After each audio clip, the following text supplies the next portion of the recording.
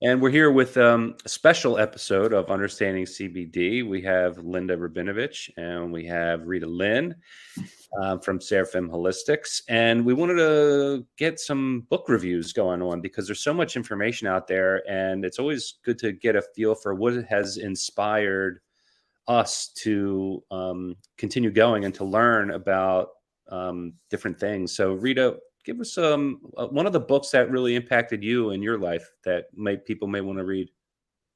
Thank you. Thank you so much for that question. Yes, I think that being the industry you're in here and what you do, one of the books that really impacted the way I see products, for sure, is called The Secret Life of Plants.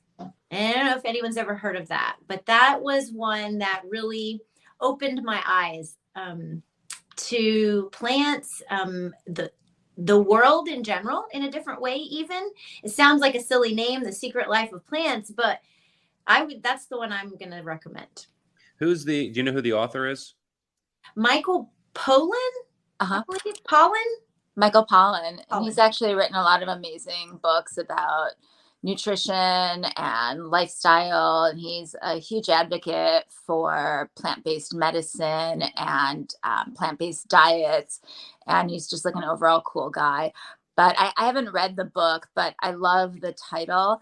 And I think it just speaks so beautifully to the relationship between humans and plants. And I don't know if he goes into it in the book, but I've always believed that there's a special relationship between cannabis plants and humans. And I don't know, I could be completely off, but I've read others speaking about it or writing about it as well, that the plant is responsive to not only the environment that it grows in, but the people who handle it. And even in terms of consumption, the mood of the person, their energetic state, their physical well-being, it interacts with how the cannabinoids in the plant then make their way through the body and the effects of those cannabinoids. So am I just making this up, or have either of you heard similar things, or think maybe there's something to it?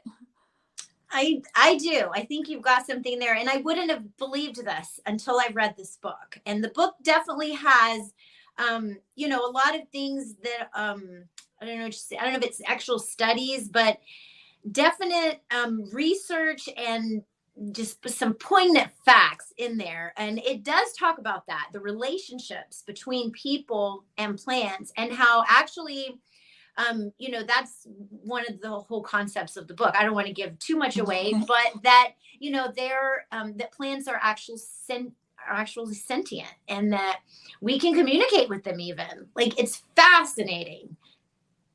And so talk to your plants. Yes. That's so cliche, right? But there's truth to that.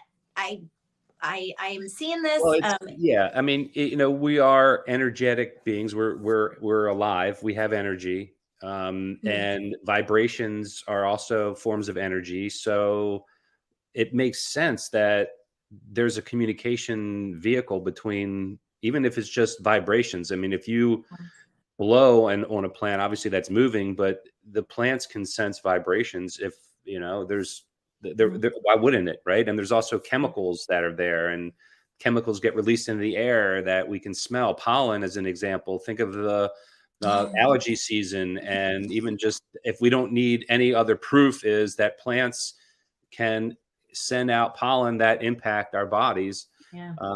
And I mean, how much more do we need to know, right? Yeah.